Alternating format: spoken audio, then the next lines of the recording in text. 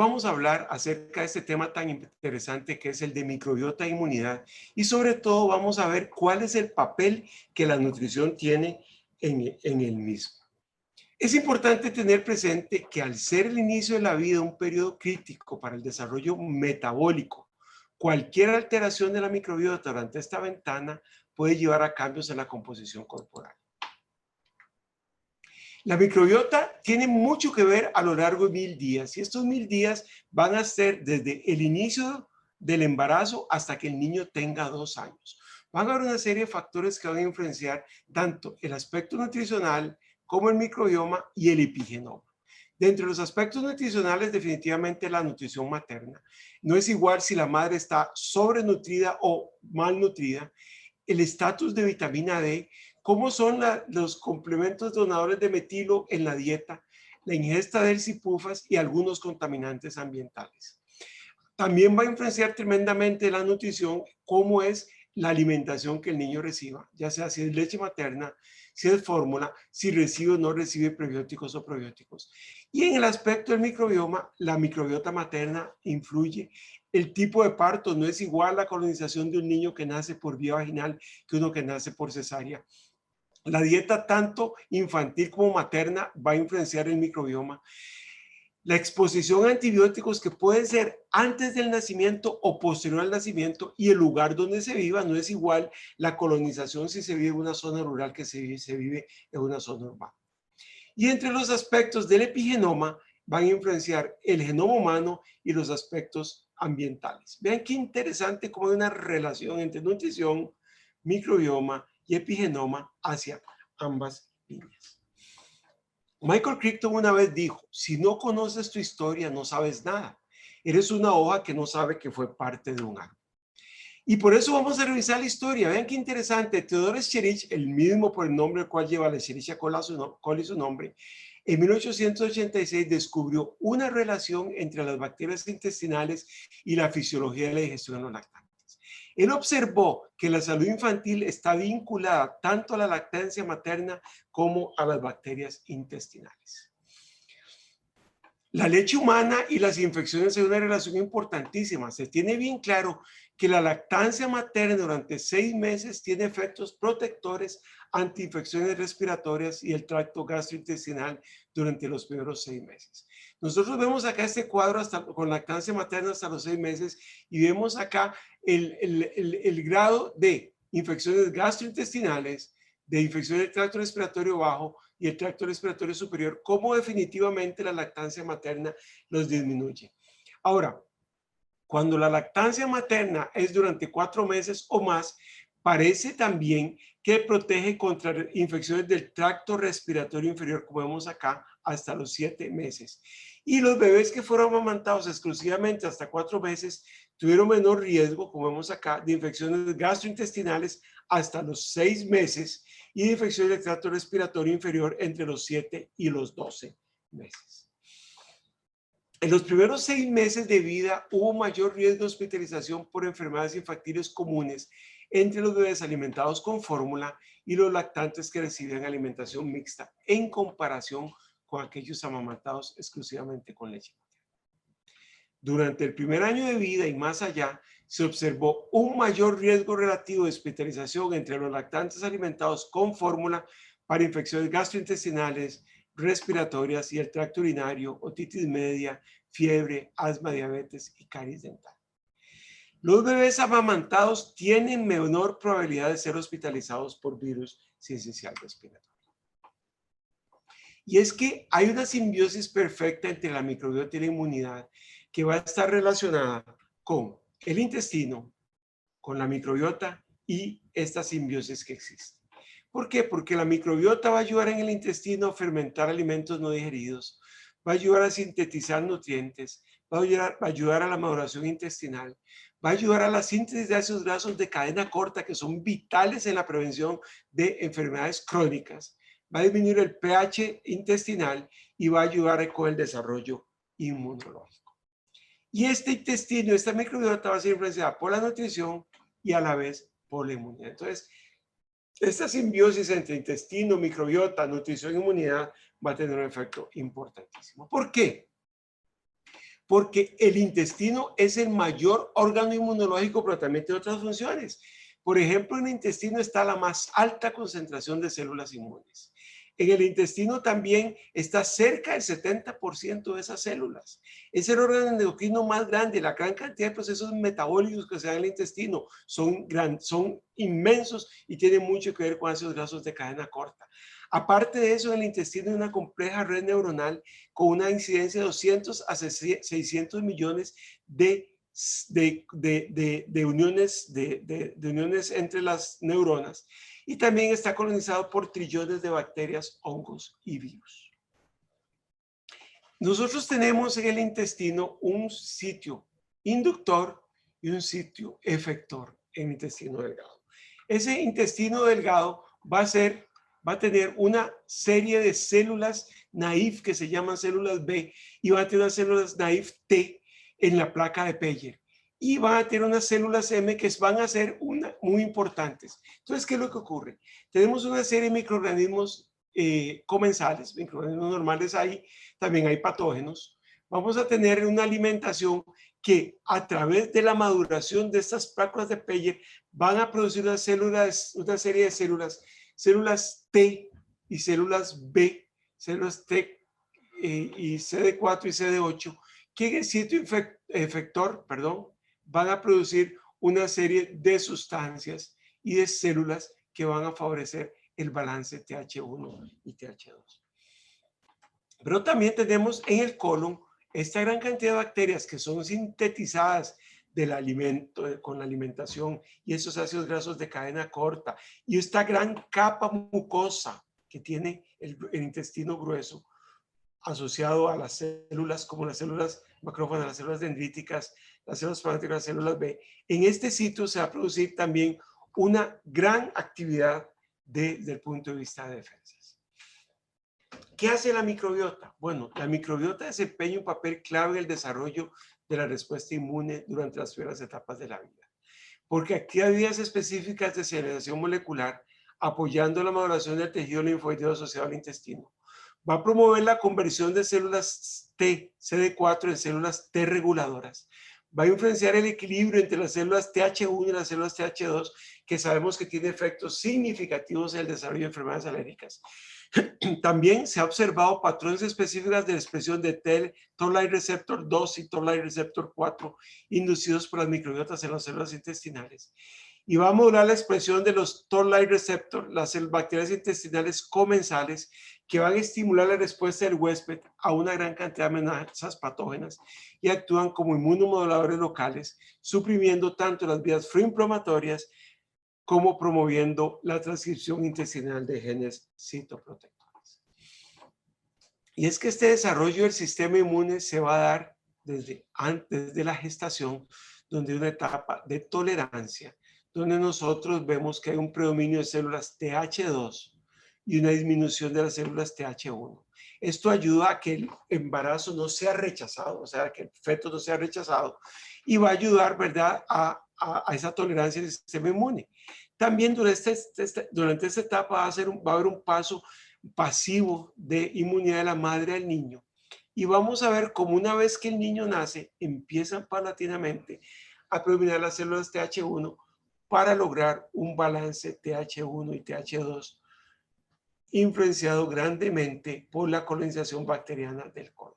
Entonces nosotros vemos acá en la parte de arriba cómo todas estas situaciones que están acá desde el punto de vista de migración de células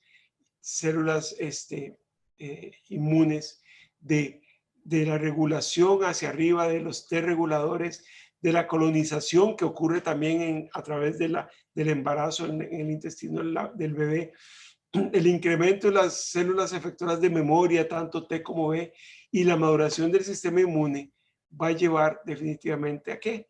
A una respuesta inmune más sana. Ahora, hay una diferencia que es importante tomar en cuenta, que es la microbiota y el microbioma. Nosotros tenemos una comunidad ecológica, comensal y simbiótica y patógena que comparte nuestro espacio corporal. El cuerpo humano alberga 10 microorganismos comensales frente a células humanas. Entonces hay más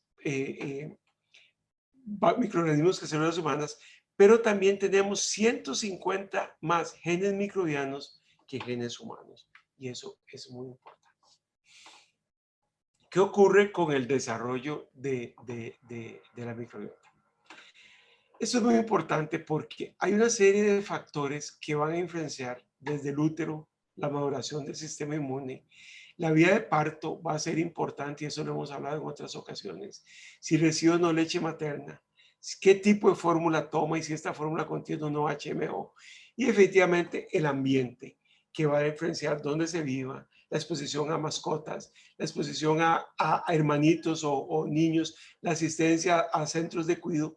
Todo esto va a favorecer una microbiota diversa, todos estos factores, y va a ayudar a la maduración del intestino. Ahora, el sistema inmune de los recién nacidos debe ser entrenado para tolerar los antígenos que son inocuos y para eliminar los antígenos que son perjudiciales. Dentro de eso va a ser ayudado en ese entrenamiento por la microbiota intestinal, por la dieta, específicamente la leche materna, y por la genética. Albert Einstein una vez dijo, lo importante es no dejar de hacerse preguntas. Y las preguntas que nos tenemos que hacer en este momento es, ¿qué componentes de la leche humana se relacionan con un adecuado entrenamiento? Hemos visto y sabemos muy claramente que la leche humana es una mezcla muy importante de carbohidratos, de grasas y de proteínas que van a ser estos macronutrientes. Van a tener también una serie de micronutrientes que tienen mucho que ver en el desarrollo de la salud humana. También sabemos que hay una gran cantidad de citoquinas, de hormonas y una microbiota que juntos, todos ellos, van a influenciar el desarrollo, el crecimiento del niño. Y en este contexto juegan un papel muy importante los HMO que están en la leche humana. La leche humana tiene una serie de componentes inmunológicos y microbianos, dentro de los cuales están todas estas moléculas bioactivas, y aquí subrayo importantemente los HMO. Esta gran cantidad de células, macrófagos, polinucleares, linfocitos, y vean qué gran cantidad de microorganismos. Si usted pensaba que la leche humana era estéril, no es así. Tiene una cantidad de bacterias que tiene una función muy importante. Ahora bien, en 1888, Eschbach observó que la leche humana contenía un tipo diferente de lactosa, diferente al que contiene la leche humana. Estos, ¿cómo se llama? Componentes fueron después vistos por Denilles, que descubrió que la lactosa en la leche humana y la bovina es la misma, pero que esta tiene una fracción adicional de carbohidrato desconocida. A inicios de 1930, Polonovsky y el español fueron capaces de caracterizar esa fracción de carbohidrato y la llamaron ginolactosa, que cuando yo estudiaba lo llamábamos factor bífido, que fue planteado pues por Schonfeld, que dijo que la leche humana tenía un factor promotor de crecimiento para lactobacilos bífidos, y Polonovsky y el español fueron capaces de confirmar que ese factor bífido que habló Schonfeld en realidad es un oligosacárido. Los HMO son abundantes en la leche humana, son los oligosacáridos de la leche humana, y es el tercer ingrediente sólido más abundante de la leche materna. Primero lactosa, después lípidos y después los HMO. Estos HMO, el más abundante en la leche humana es el 2-FL, 2-fucosilactosa, ¿verdad? Es el más abundante, pero hay otra serie de HMO también presentes en la leche humana. ¿Qué efectos y qué beneficios tienen estos oligosacáridos de la leche humana? Es muy importante porque tienen un efecto de soportar o ayudar al crecimiento de bacterias beneficiosas. Tiene un efecto antimicrobiano y antibacteriano. Tiene un efecto de modular las células epiteliales inmunes. Tiene un efecto de barrera de mucosa y tiene un efecto inmunomodulador en el intestino. Vamos a hablar de este efecto tan importante. Tisier y Moro en 1900 encontraron diferencias en la composición bacteriana de las heces de los lactantes amamantados en comparación con los que tomaban biberón. Y también se ha encontrado que hay una asociación entre el estado secretor y no secretoria la microbiota de la leche humana.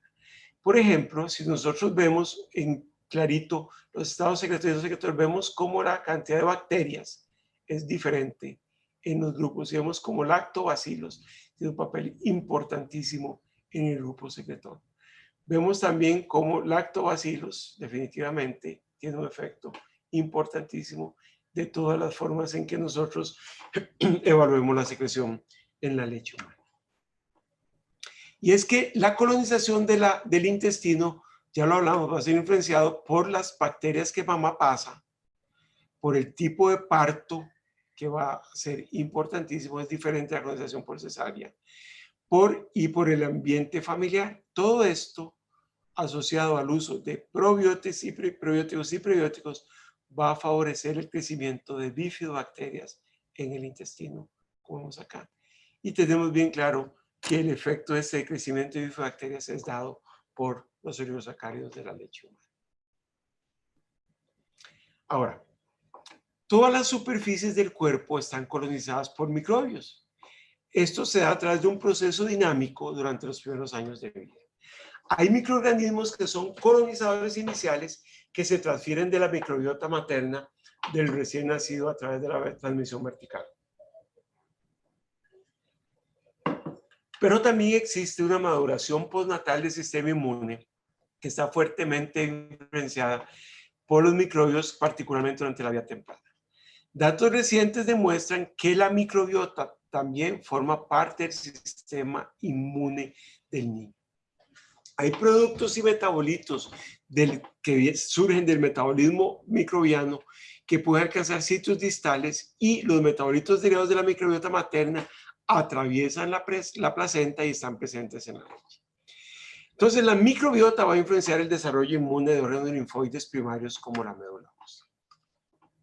¿Es esto importante para la salud posterior del niño, esta microbiota temprana? Vean ese estudio de la doctora Maricela Arrieta, que es costarricense, que estoy en una charla, no puedo ahorita, que demostró básicamente que los niños con disbiosis Jorge, cortemos acá un momento y para quitar eso, podemos hacer un paro.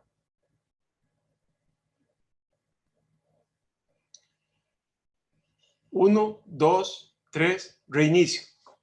¿Es importante la microbiota temprana y el papel de la disbiosis? Pues sí, la disbiosis y la enfermedad atópica en estos países, vean, Ecuador.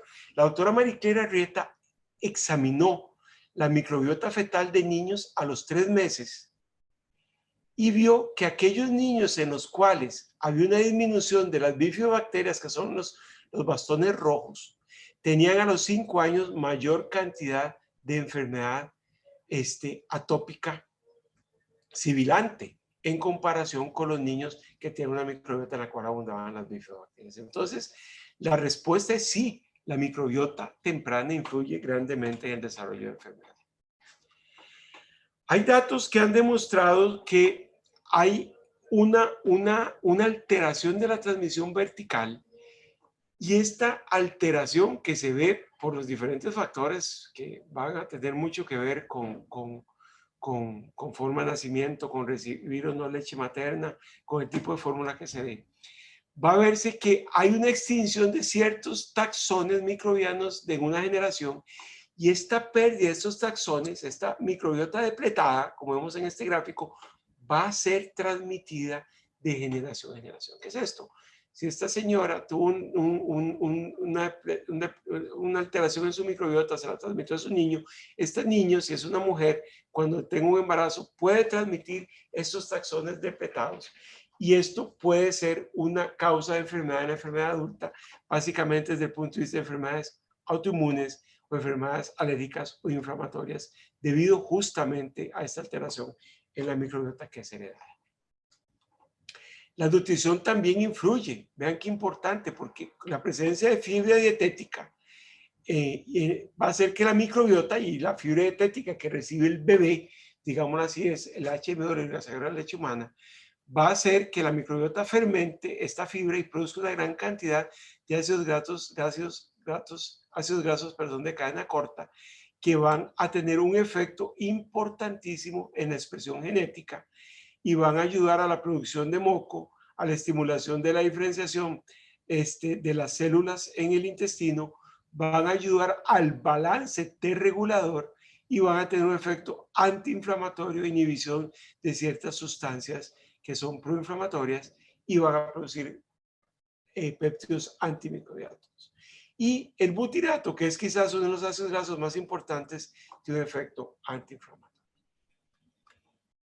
La leche materna también va a ser influenciada, la microbiota va a tener un efecto en lo que es la colonización. Este gráfico acá es la colonización intestinal, ¿verdad? Perdón, la presencia de bacterias, perdón, en la leche humana, si el parto es vía vaginal, si el parto es por cesárea electiva o si el parto es por cesárea, pero es parto por cesárea de emergencia o parto por cesárea electiva, donde vemos un cambio muy importante en la composición de la microbiota de la leche humana si el niño nació por cesárea electiva, que si nació por cesárea de emergencia o si nació por una vía vaginal. Y esto también va a ser muy diferente, como vemos en estos gráficos, si la madre es obesa.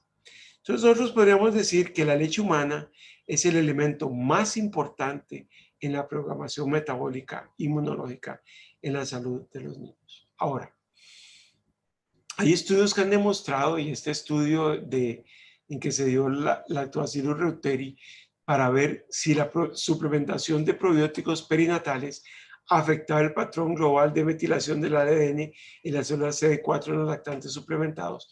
Y ellos vieron que la mayoría de los genes estaban hipometilados, lo que sugiere que la intervención temprana con probióticos puede conducir principalmente a la activación de la transcripción de estos genes y por lo tanto van a activar vías relacionadas, por ejemplo, con la quimiotapsis, la señalización de receptores de células T y las funciones inmunoreguladoras, lo que va a disminuir la metilación y va a haber una menos expresión de enfermedad alérgica.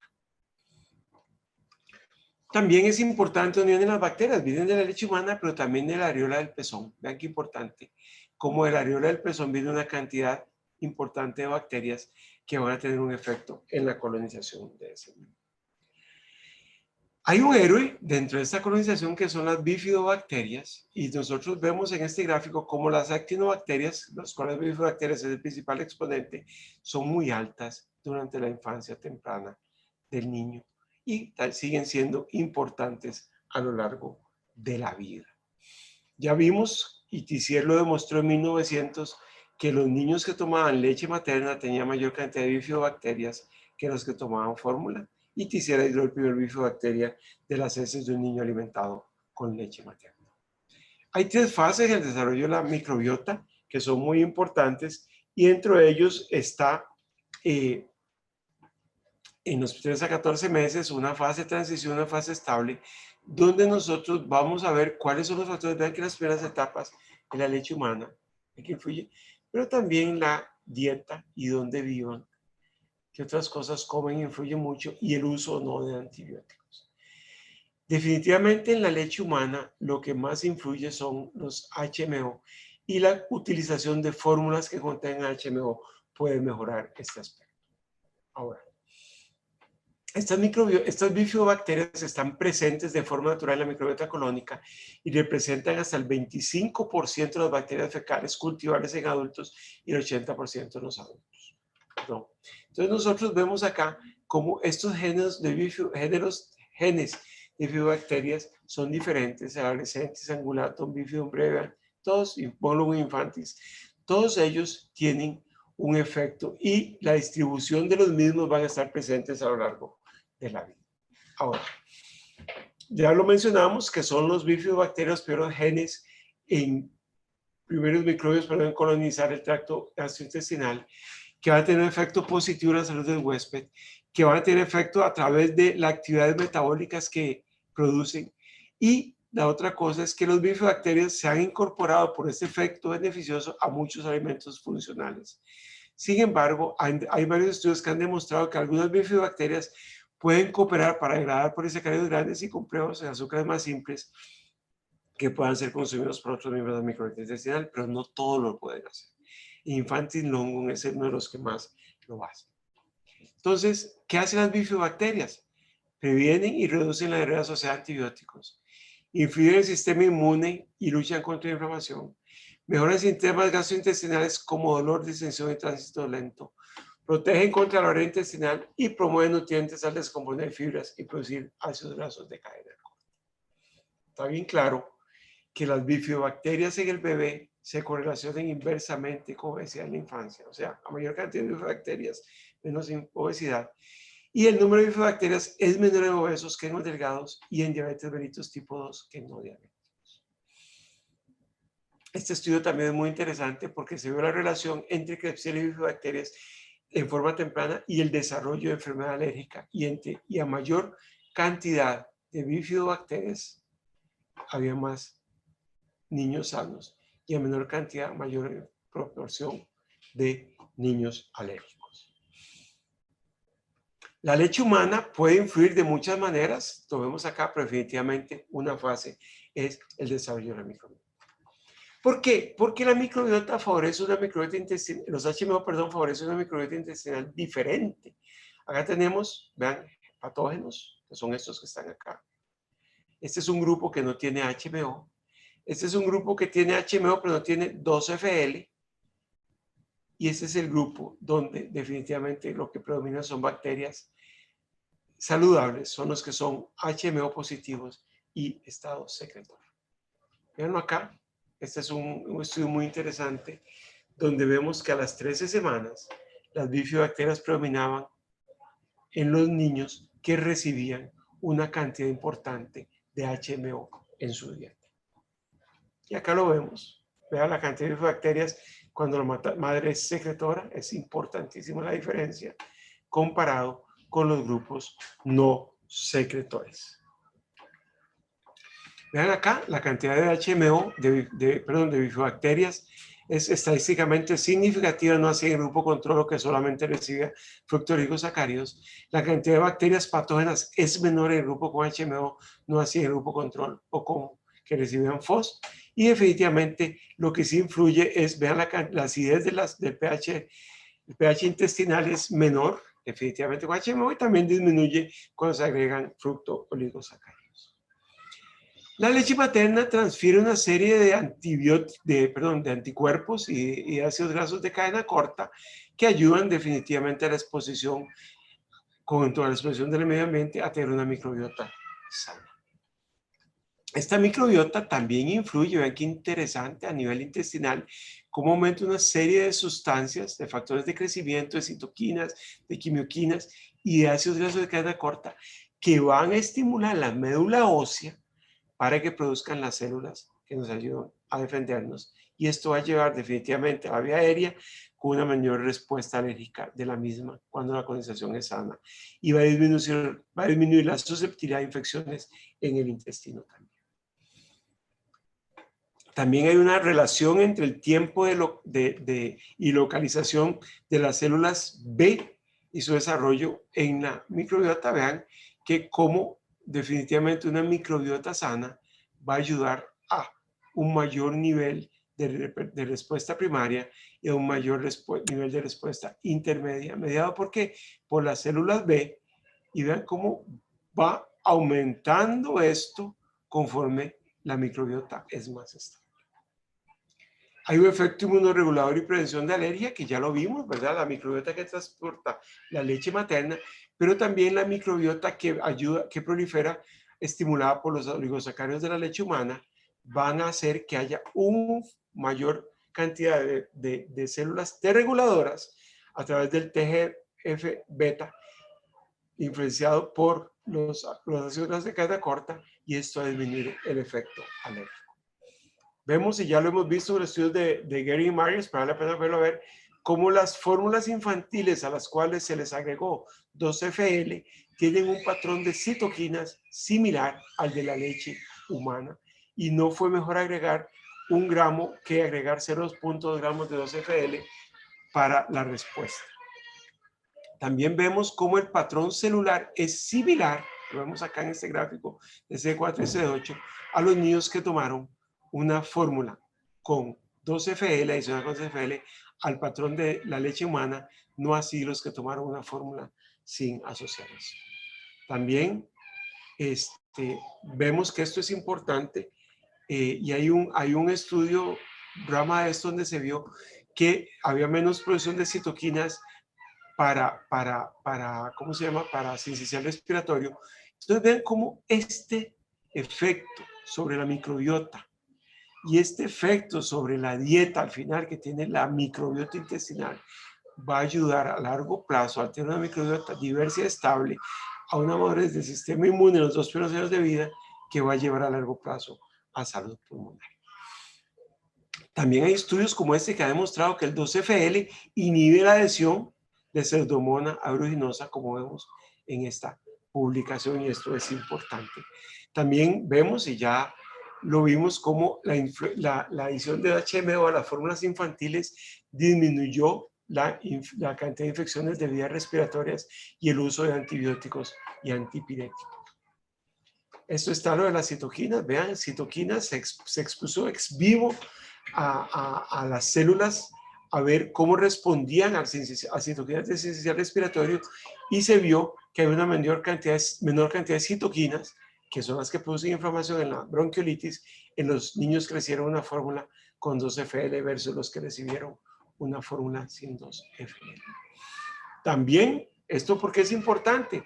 Porque vean cómo lo primero que se eleva en la respuesta posinfección son las citoquinas inflamatorias en las células epiteliales humanas, y a mayor cantidad de citoquinas, más grave la enfermedad. Entonces, el efecto de HMO en estas citoquinas puede ser interesante.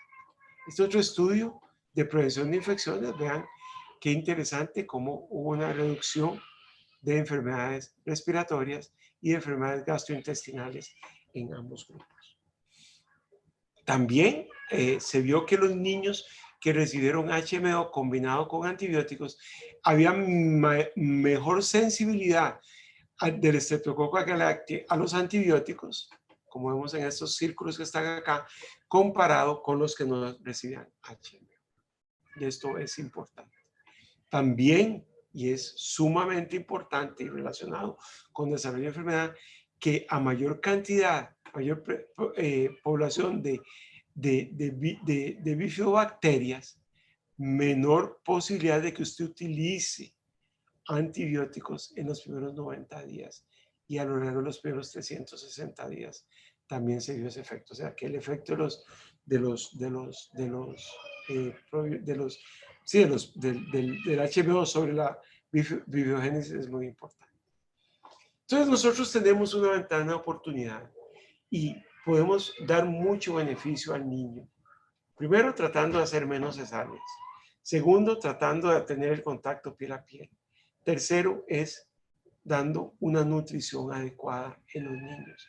Si es posible leche materna, y si no es posible leche materna, una fórmula que contenga HMO. Definitivamente tener madres con una dieta adecuada y niños con una dieta adecuada. Esto va a ayudarnos a una ventana en la cual influenciamos la microbiota y por ende la salud humana. Muchas gracias, y cualquier pregunta con mucho gusto trataremos de contestar. 3, 2, 1. Listo, Jorge. Puedes parar la grabación.